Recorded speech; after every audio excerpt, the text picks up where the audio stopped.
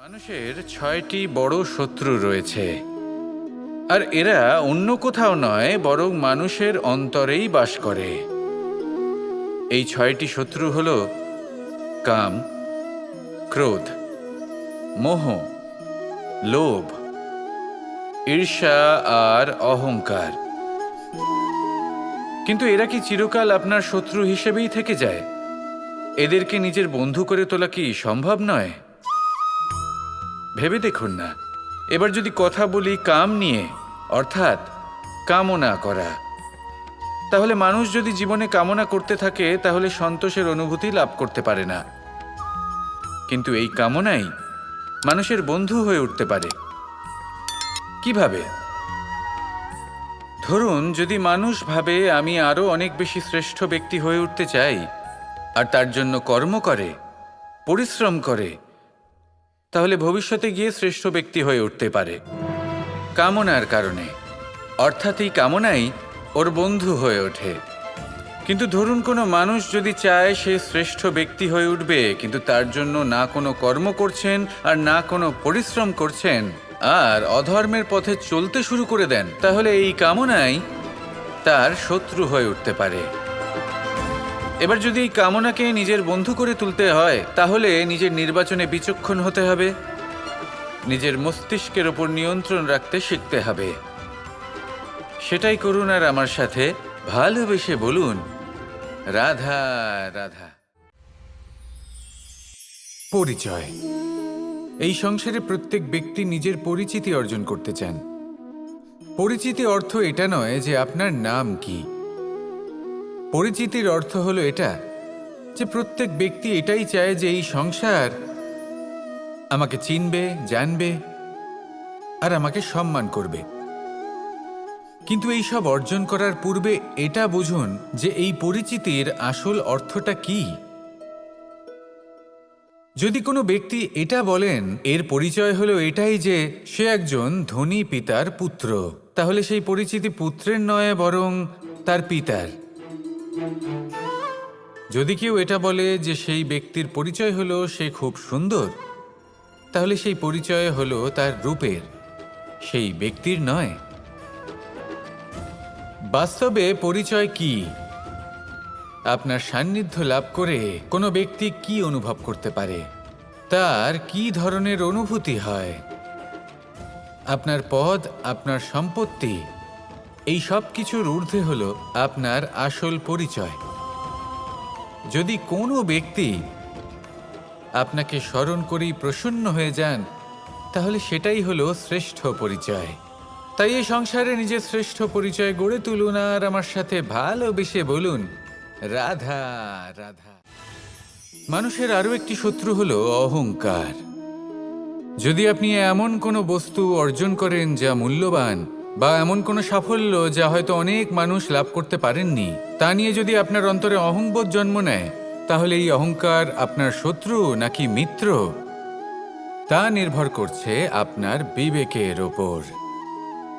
এবার ধরুন আপনি অত্যন্ত শক্তিশালী ব্যক্তি আর আপনি অহংকারী হয়ে গেলেন, আর আপনি যদি তখন বিবেকবোধ প্রয়োগ না করেন আর সেই শক্তির অপব্যবহার করে অনুচিত কর্ম করতে থাকেন, তাহলে আপনার সাথেও সেটাই হবে যা মামাশ্রী কংসের সাথে হয়েছিল। কিন্তু যদি আপনি অহংকার করেন নিজের ভালোবাসা নিয়ে, নিজের সমর্পণ নিয়ে, যে যাদের আমি ভালোবাসি তাদের জন্য আমি নিজের যা কিছুই আছে সব কিছু সমর্পণ করে দেব, তাহলে আপনি দধিচির মতো মহান হয়ে উঠতে পারেন। তাহলে এই অহংকার যা এই সমস্ত সংসারের গতিকে বাধা দেয়, তাকে নিজের বন্ধু করে তুলুন আর আমার সাথে ভালোবেসে বলুন, রাধা রাধা। প্রত্যেক মানুষ নিজেদের জীবনে সুখ এবং শান্তি কামনা করেন। অনেক মানুষ এর জন্য শাস্ত্র পাঠ করেন যে কিভাবে জীবনে সুখ শান্তি লাভ সম্ভব। আর তিনটি প্রধান শাস্ত্র যা আমাদের জীবনে আমাদের আশেপাশে বিদ্যমান তা হল ইতিহাস, বিজ্ঞান এবং ধর্ম। ইতিহাস থেকে আমরা জানতে পারি যে অতীতে কিভাবে আমরা সুখ ও শান্তি লাভ করেছিলাম। বিজ্ঞান দ্বারা আমরা এটা বুঝতে পারি যে কিভাবে ভবিষ্যতে সুখ এবং শান্তি আমরা লাভ করতে পারি। আর ধর্ম আমাদের এই শিক্ষা দেয় যে আজকের এই বর্তমানে কিভাবে সুখী থাকা যায়, কিভাবে শান্তি লাভ করা সম্ভব। আর সেটাই হলো সবথেকে বেশি প্রয়োজন। অনেক সংখ্যক মানুষ অতীতে আটকে রয়েছেন, সেখানে অনেক মানুষ ভবিষ্যতের চিন্তায় দিন কাটাচ্ছেন। আজ এই বর্তমানে খুব কম সংখ্যক মানুষ প্রসন্ন থাকতে পারেন, সেটাই শিখুন। ধর্ম এটাই বলে যে যদি মনে কোনো মালিন্য না থাকে, এই মন যদি স্বচ্ছ হয়, কর্মের মাঝে কোনো ছলনা যদি না থাকে, তাহলে নিশ্চিত রূপে জীবনে সুখ এবং শান্তি আসবে আর আসতেই থাকবে। আসুন আমার সাথে ভালোবেসে বলুন, রাধা রাধা। প্রেমের পরিভাষা আসলে কি? ভিন্ন ভিন্ন ধরনের ব্যক্তি, ভিন্ন ভিন্ন ধরনের প্রেমী, আলোচক বিভিন্ন ধরনের পরিভাষা প্রদান করেন এই প্রেম নিয়ে।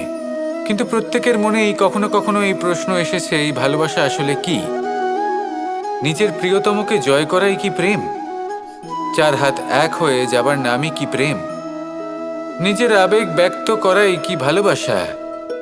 না, প্রেমের অর্থ কাউকে লাভ করা নয়, বরং তার মাঝে বিলীন হয়ে যাওয়া। যদি কারোর হাত ধরে থাকি, তাহলে আজীবন তার সাথে পথ চলা হলো প্রেম।